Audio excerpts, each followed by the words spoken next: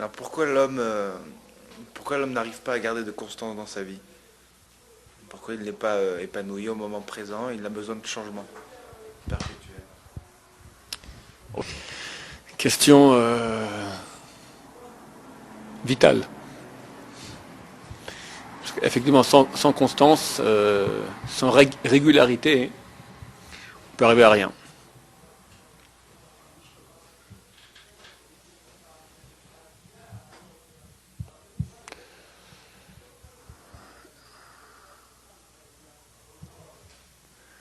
Bon, on va parler ensuite de choses un peu profondes là. Il y a une donnée. Quand une donnée, comme ça c'était donné, que le Baruch Hu, il a créé le monde comme ça. Pourquoi il a créé comme ça? On peut en parler aussi un peu. Quelle a donné? Comment le monde il est créé? Comment le monde il est créé? Dieu crée le ciel et la terre. On nous dit, la terre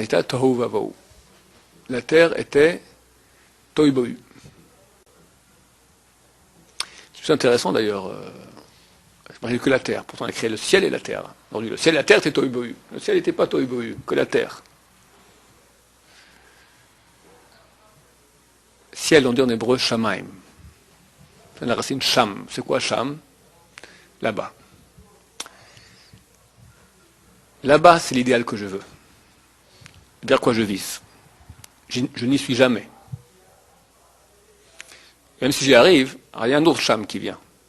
Tu arrives à un but, ok, tu as tout de suite un autre but qui vient. Tant que la vie est là, on est là pour avancer. Donc, c'est un progrès infini. Shamaim, au pluriel. Shamaim, c'est le pluriel de sham. Tous les buts sont toujours futurs, ne sont jamais présents. Je suis toujours en mouvement. Et ma situation actuelle, c'est le mouvement. Je vais vers un but, ou vers des buts, d'accord? Et moi, je suis en mouvement. Ça, c'est ma situation actuelle. Ça, c'est Eretz. Eretz, c'est la racine. Ratz. Ratz, courir. Mouvement. Donc, le monde, il est créé que je suis en situation, moi, maintenant, de mouvement, vers un sham, vers un but. Et quand j'y accède, il y aura toujours un autre but, shamaim. Même une fois qu'on meurt, c'est marqué, tzadikim, les tzadikim, ils n'ont pas de repos, ni dans ce monde, ni dans le monde à venir. Alors les gens, ils croient qu'on rame dans ce monde, après on rame aussi là-bas. Non. Il n'y a pas de repos, c'était toujours en progression. La différence entre ce monde-là et le monde à venir, c'est ici, on doit ramer, et là-bas, on est porté. C'est comme dans l'espace. Ici, il faut un moteur, il faut sans cesse donner de l'énergie, mais un satellite, tu l'envoies, tac, et là, il tourne de façon infinie. Avec la force cinétique de début, il n'y a pas de frottement, donc il avance sans cesse. Alors là, là-bas, ce que tu as fait dans ce monde-là, ça te projette une progression infinie de shamaim, de but, tu vas de sommet en sommet en sommet, tu montes vers l'infini. Ça fait très peur quand on pense infini de connaissance de Dieu, parce que Dieu il est infini. Donc tu connais toujours plus profondément Dieu, toujours plus, la connaissance de la Torah, le monde du pourquoi, du comment. Quoi qu'il en soit, notre situation ici sur Terre, elle est mouvement. Et la Torah nous dit, et la base, comme ça le monde il est créé, à la base, ton point de départ, il est tohu vavo, chaos, chaotique. Le monde il est créé comme ça. D'abord, il y a des ordres. Une fois que tu arrives à un but, voilà. Il y a de l'ordre. Bon, tu auras un autre but après. Mais si on prend une séquence, de début vers une fin, toujours le début il est chaos, la fin elle est ordre. Deuxième étape dans la création. L'obscurité est sur le précipice. Le monde il est obscur. Yomer Elohim yehi or. Et Dieu dit qu'il y ait lumière. Vahi or. Et lumière. Pourquoi Dieu n'a pas créé le monde lumière? Pourquoi il a créé d'abord obscur? Ça, c'est la donnée. On crée obscur, et après vient la lumière. Et c'est comme ça que nous fonctionnons. Comment va la journée juive? Commence par la nuit. Après vient la lumière. Un peu ça, une construction. Les autres peuples, comment ils vont? Ils vont de minuit à minuit. Ils commencent dans l'obscurité, ils sont dans l'obscurité aussi.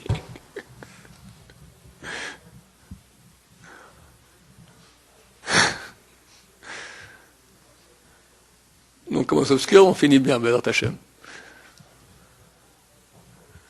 La graine, elle pourrit, tu la plantes, elle pourrit, et de là sort l'œuf.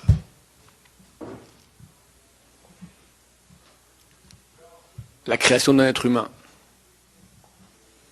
Fécondation, directement. La femme commence à avoir pète un câble en bon français.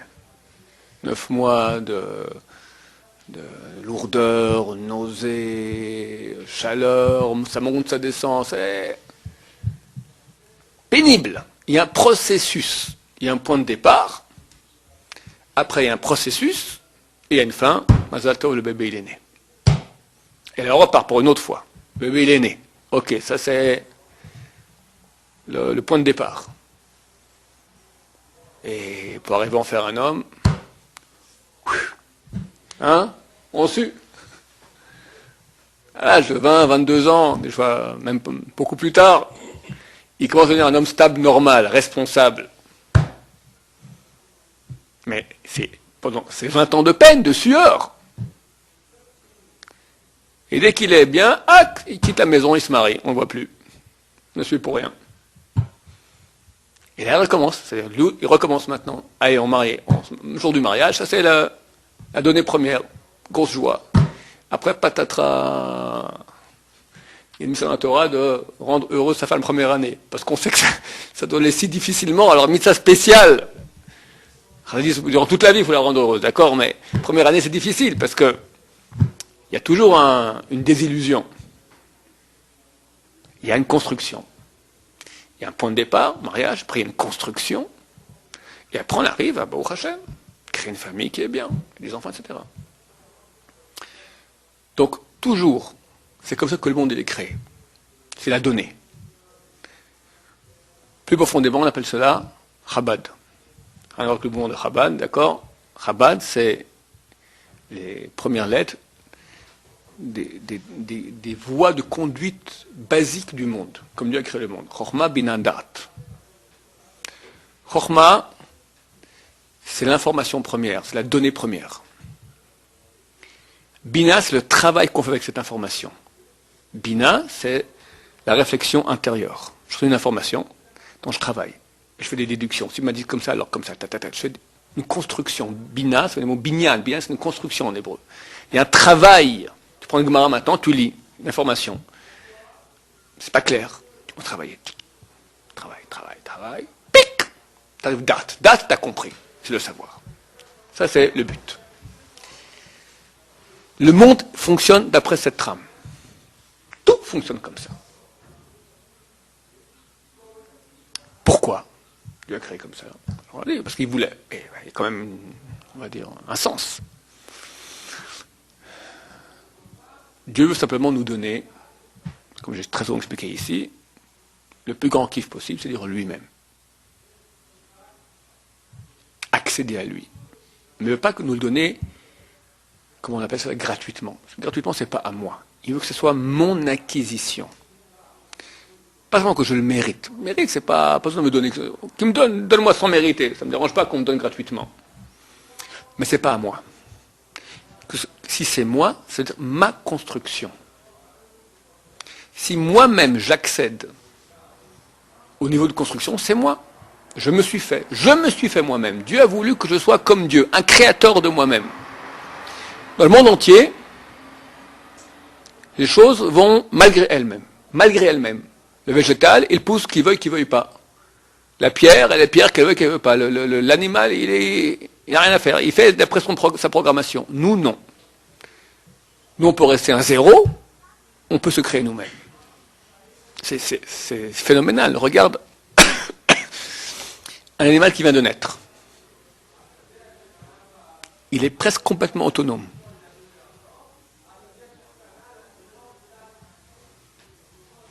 Prends un bébé qui vient de naître, au moins des mois pour qu'il puisse commencer à... D'abord, des semaines pour qu'ils reconnaissent quelqu'un, des mois pour qu'ils puissent commencer à attraper un objet, des mois supplémentaires qu'ils puissent commencer à marcher, des années pour qu'ils se mettent à parler. Là, ils commencent à être autonome à l'âge de 2-3 ans, 3 ans on va dire, ça, Gilchenour primaire, l'âge d'éducation primaire, 3 ans. Mais avant tu le lâches, il n'y a aucun animal aussi vulnérable, incapable que l'être humain qui vient de naître. Parce que tous les animaux, ils sont ce qu'ils sont. Il n'y a pas cette tension entre tu nais un zéro et tu vas te construire à devenir un ange. Nous, oui, donc on est des zéros. On est N-A-I-T, à l'état de naissance, un zéro. On va se construire physiquement, après se construire spirituellement. Là, on parle de l'être humain en général, mais est-ce que c'est tous les êtres humains qui ont ce potentiel de se construire de cette façon? Tous les êtres humains doivent se construire. Chacun, il a un point de départ qui est plus ou moins zéro. Il doit arriver à un certain point, d'après son potentiel. Un, ça va être 10, l'autre 100, l'autre 1000. Mais il n'y a personne qui est là pour rien. Chaque être humain, il est né pour devenir. On est tous en devenir. Il y a une donnée première, t'es né. Après, il y a un travail, ça c'est bina, et date. Date, c'est le produit fini. Vu. Pourquoi cela? Pour qu'on fasse par nous-mêmes. Il y a une construction. Une construction signifie qu'il y a un effort. Niveau physique. Tu veux construire une maison. Il faut prendre une brique, mettre une autre brique sur l'autre. Tu veux comprendre un texte de Gemara. Il faut une construction au niveau cérébral.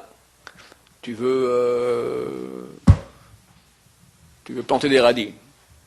Il faut travailler la terre pour avoir des radis. Il y a toujours. Tu sèmes, tu travailles, tu obtiens un résultat.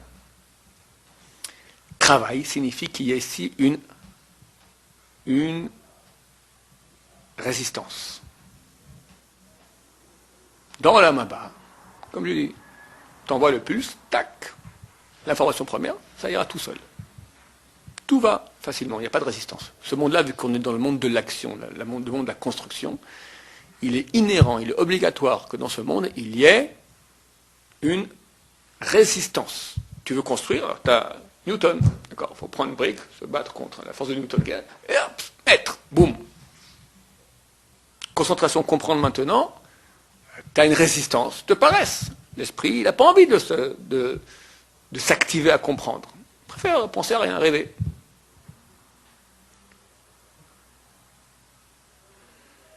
Alors quelqu'un maintenant, il est au point, on va dire 0, on va l'appeler comme ça, ou X. Point de départ. Il va arriver au but.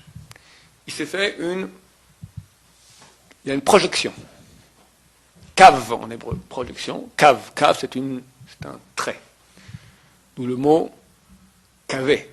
Cavé, espère. Tikva, la tikva, espérance. C'est quoi une espérance? Je projette dans l'avenir une ligne. J'ai un but. Ça, c'est le point premier. Tu es en bas et tac, tu as une information, je veux arriver là-bas. Le devenir. Bina. Tu vas travailler. Parce qu'il faut, tu es parti d'un niveau qui est bas, donc il faut changer, il y a un effort à faire. Et pour arriver au résultat. Maintenant, vu qu'il y a un effort à faire, donc il y a une résistance, il est très dur pour nous de garder notre ligne de façon droite. Si on était hors d'atmosphère, dans Olamaba, ou l'endroit où il n'y a pas de frottement de l'air, il n'y a pas de résistance de l'air, tu veux une ligne, tac, tu avances. Tu déplaces la vitesse de la pensée, tu fais ce que tu veux. Quand nous sommes dans le monde de la construction, donc il y a une résistance. Donc, il y a un travail, ça bina. Il ne peut pas y avoir ici la notion de construction, elle inclut de façon inhérente en elle-même la notion de résistance. Si on n'a pas de construction, Construction, c'est-à-dire j'ai une résistance, j'ai un truc qui est désordonné, je fais un effort pour le rendre ordonné. J'ai des briques éparpillées, je les mets l'une sur l'autre. J'ai un désordre dans ma tête quand je lis un passage de Gemara, je dois mettre de l'ordre. La construction signifie qu'il y a ici une résistance d'une non-construction. Vu qu'il y a une résistance, et vu que on veut que par toi-même tu fasses, ça veut dire que tu as un libre arbitre, donc tu veux, mais vu que tu n'es pas un super sadique, et personne n'est super sadique, personne. Donc, on a notre ligne, mais forcément au bout d'un moment, la résistance fait qu'on quitte la ligne. J'aimerais bien être l'Arbo Yosef ou le Stipler ou le Chavetz Chaim. Étudier 20 heures par jour, non-stop. Je veux. Tout le monde veut. Être un grand sadique, pourquoi pas. Alors je commence. Il y a le mouvement de balancement, d'accord, voilà. Et tout à coup, la pensée qui s'égare. Pour faire une prière maintenant de A à Z, tu commences, Baruch Ata Hashem, commence, Honolulu, les affaires, les impôts.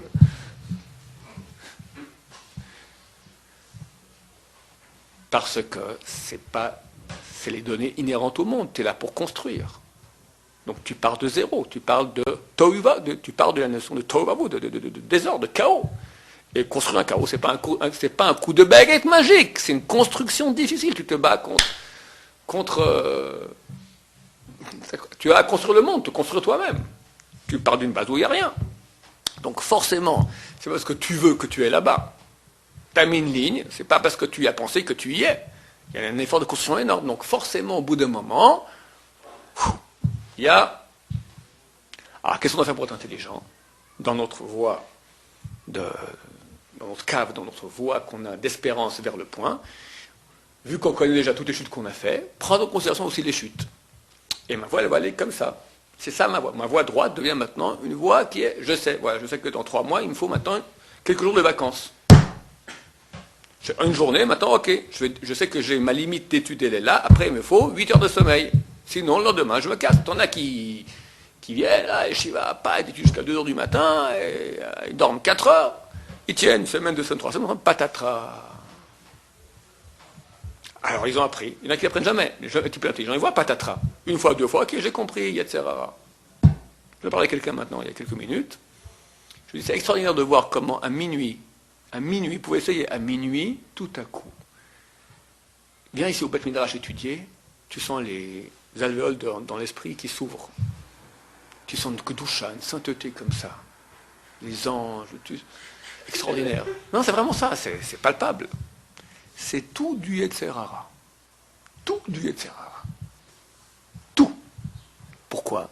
Il te donne, vas-y. T'envoies en boîte, je peux pas. Je t'envoie à la yeshiva, va étudier 6 heures, c'est comme ça, tu vas aller 1 heure ou 2 heures, comme ça, demain, j'ai gagné 12 heures d'études que t'es mort. Et si pas demain, attends, dans 3-4 semaines, tu seras au cours comme ça. Évidemment, on ne peut pas tenir. Dis maintenant, regardez la résistance qu'il y a en nous. Moi, je vais battre maintenant, je vais être un grand sadique. Qu'est-ce que je vais faire? Je vais être hyper ordonné. L'heure du réveil, c'est l'heure, pas 1 minute de plus. Tac, debout. L'heure de la prière, c'est exactement à l'heure. Après, tac. Tu sens qu'il y a une résistance hyper ordonnée. On peut pas, c'est dur. Ah, là est la bataille. Là est la bataille. Quand tu es ordonné, quand tu es structuré, il n'y a pas de passe au etc. Quand tu fais ce que tu as envie, ça c'est la porte ouverte. Alors maintenant tu as envie, demain tu n'as pas envie. Il fait toi ce qu'il veut. Plus profondément, par un autre axe maintenant, je vais parler. Ça rejoint ce que je veux dire, mais c'est par un autre biais. Nous sommes formés de 4 yesodotes, 4 bases de notre... Le monde est créé avec 4 bases, nous-mêmes aussi. Les bases, c'est l'eau, la terre, le feu et l'air. On a cela en nous, en bien et en mal. En bien, ça correspond aux 4 lettres du nom de Dieu. Et en mal, ça correspond à certaines midotes, certains traits de caractère négatifs. L'air, c'est ce qui monte. C'est l'orgueil et la parole. Parler. Je suis. Le feu, c'est la jalousie et les nerfs. Tu t'énerves. Feu. La terre, c'est Newton, la puissance, la gravité. Le matin, lève-toi, tu pèses 10 000 tonnes. Tout le monde connaît ça. Ça vient de l'histoire de Arafat, de la base terre. L'eau, c'est l'envie. L'envie. Pourquoi l'eau? L'envie, c'est exactement l'antithèse de l'ordre. L'ordre, il ne faut pas ce que tu as envie, fais ce qu'il faut faire. C'est dur, ce qu'il faut faire. J'ai envie, j'ai pas envie. Quelqu'un dit, lève-toi, j'ai pas envie. Qui répond? Le yesod, la base de notre dans les quatre bases, l'eau. Parce que l'eau, par définition, c'est la chose qui n'est pas structurable. Prends de l'eau, tenez-vous en un cube maintenant, allez là, hop, hop, ploup. L'eau, par définition, c'est la seule chose au monde qui n'a pas... Bon, l'air, il n'a pas de consistance. La seule chose qui est matérielle, qui a une consistance, mais qui n'a pas de forme. L'eau. Elle épouse la forme qu'on lui donne. Tu mets dans une bouteille de Beaujolais, tu auras de l'eau en Beaujolais. Dans une bouteille de Bordeaux, tu auras de l'eau de Bordeaux. Tu mets dans qu'on appelle le vin italien, avec les grands goulots. Tu auras une forme de vin italien, grand goulot d'accord. Tu mets dans un bocal carré, tu auras de l'eau en bocal carré. Mais l'eau en tant qu'elle-même, elle n'a aucune structure, aucune forme.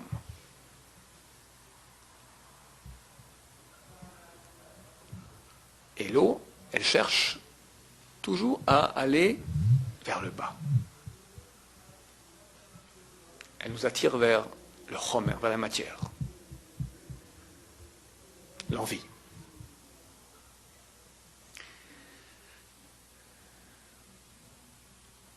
Bnei Israël sont appelés, un des noms de Bnei Israël, c'est marqué Ovrei Hayam. Ceux qui ont traversé la mer. C'est bizarre qu'on nous appelle comme ça, parce que, après tout, la traversée de la mer, c'est un événement de notre histoire. On peut nous appeler aussi les mangeurs de manne. On peut aussi manger la manne, on peut manger les buveurs d'eau du rocher. On peut aussi nous appeler comme ça. Abraham à Ivry. Abraham à Ivry, celui qui est l'autre côté. Et ses enfants sont ceux qui sont de l'autre côté. Ovrei Hayam, ils ont passé de l'autre côté de l'eau. Pourquoi c'est un nom? Comme si c'est une partie de notre essence. L'Égypte, ils ont coulé dans l'eau. C'est qui l'Égypte? L'Égypte, elle appelait à l'époque Ervat Haaretz. Littéralement, le sexe de l'univers. Ça veut dire l'endroit de l'envie au niveau du paroxysme du monde. L'endroit le plus puant du monde. Là-bas, a été Bnei Israël pendant 400 ans. Dans l'endroit le plus puant du monde au niveau de la perversité, de la débauche. L'Égypte, elle vit dans l'eau. Ça veut dire, elle est de l'eau. Elle est tout ce que j'ai envie, comme l'eau. L'eau, elle n'a pas de forme. Ce qu'elle a envie, elle fait. Elle va toujours vers le bas. Quelqu'un qui a des problèmes d'humidité dans sa maison, c'est ce que c'est. Tu as un voisin et un tuyau qui a cassé, c'est terrible. L'eau part par-ci, par-là, elle rentre partout. Elle va. Tac, tac, tac, tac, tac. On ne peut pas la tenir. La partie qui est en nous, en eau, c'est la partie qu'on ne peut pas tenir. C'est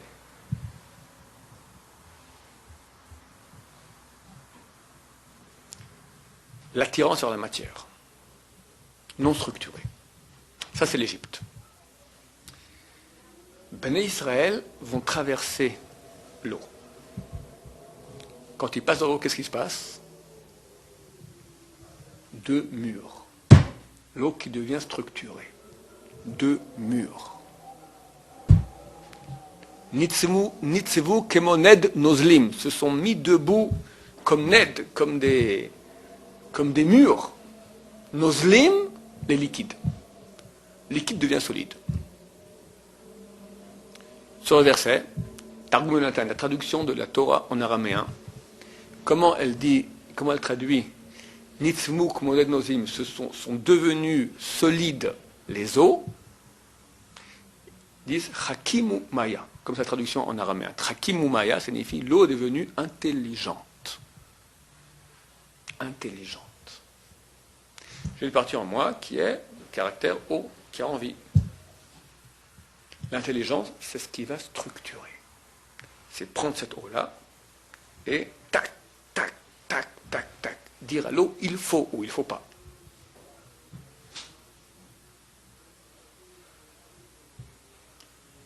Ça, c'est Am Israël, qui traverse l'eau, arrive de l'autre côté. L'Égypte, elle coule dans la mer des envies.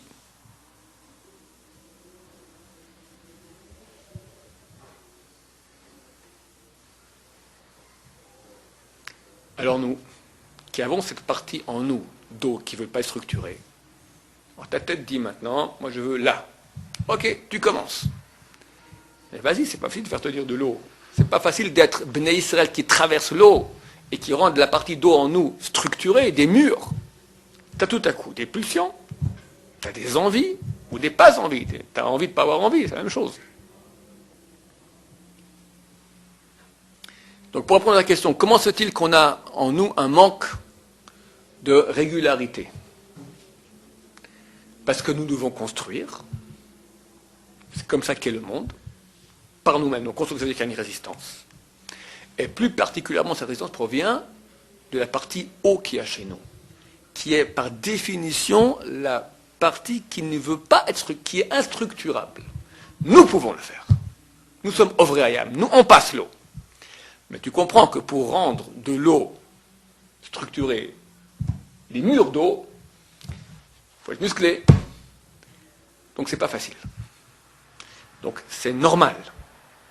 Simplement, qu'est-ce qu'on doit faire au niveau pratique? Prendre en considération qui nous sommes, c'est ça le vrai diagnostic qu'il faut être capable de faire. Qui je suis? Donc mon but que je me propose maintenant doit être intelligent. Pas avoir trop haut, pas avoir trop bas. Je ne suis pas Baba Salé, je ne suis pas Hafez Chaim, je suis celui que je suis. Maintenant, comment on fait pour savoir au début? Forcément en chutant. Tu vas commencer, tu vas bosser, on va prendre l'exemple de la Shiva, ou n'importe quel, on parle en construction spiritualité. Moi je veux maintenant arriver à faire toute la prière de A à Z, sans avoir un seul mot où je ne pense pas ce que je dis. Première fois, tu arrives à la moitié. Deuxième, encore moins, quart. Troisième, 10%. Au bout de 3-4 jours, ça a eu été ta bonne résolution. Torah, je fais 3 heures sans lever la tête. Tu tiens un premier matin. Deuxième matin, tu tiens déjà à moitié. Troisième, tu as une dépression nerveuse parce que tu ne tiens pas. Tu as chuté.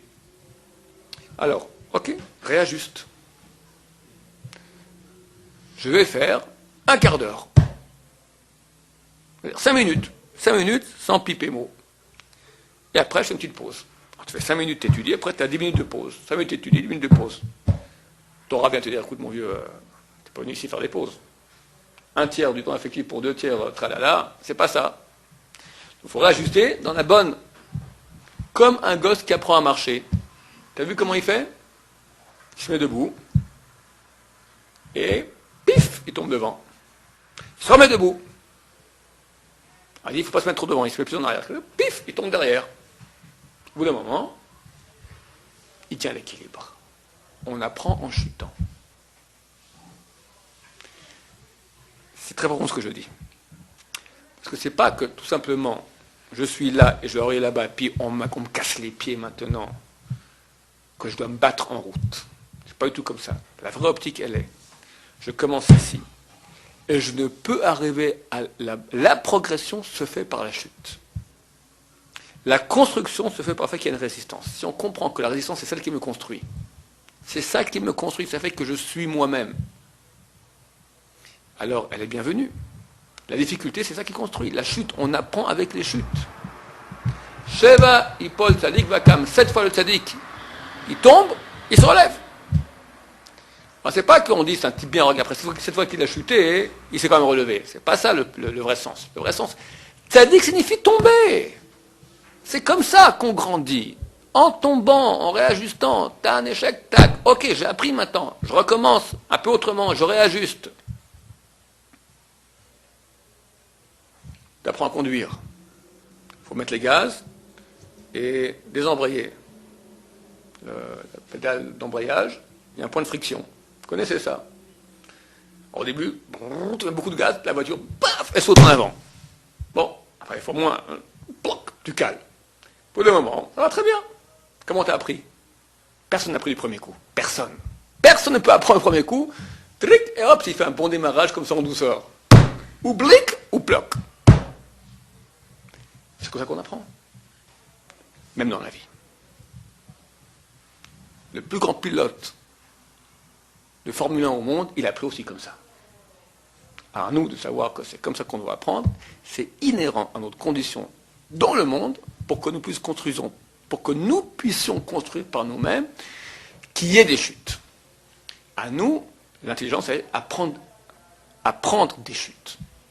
Apprendre la leçon des chutes pour changer, améliorer et comme ça monter vers l'infini. Des questions? Oui. Vous avez dit qu'il ne faut pas viser trop, mais il y a aussi l'idée... Je n'ai pas dit qu'il ne faut pas viser trop. Il faut viser le plus haut possible, intelligent. Intelligent, mais on voit aussi le Khazanish, l'idée qu'il disait que s'il n'avait pas voulu être le Gaon de Vilna, il n'aurait jamais été le Khazanish. Ok. Mais intelligent. C'est-à-dire, comme Shamaim, il y a un but ultime. Il faut des buts intermédiaires. C'est pas dit demain je suis Gaon de Vilna. Moi je veux viser pour ce but-là, mais entre ce but-là Voilà. et moi, il faut que... Voilà. Je veux être le pilote de Formule 1 du monde. Très bien. Je ne sais pas conduire. Si je dis demain je suis... Non, on commence lentement. J'apprends d'abord à lentement embrayer, débrayer. Premier but. T'as acquis, deuxième, etc. Baruch Adonai, le Ramam Vamen.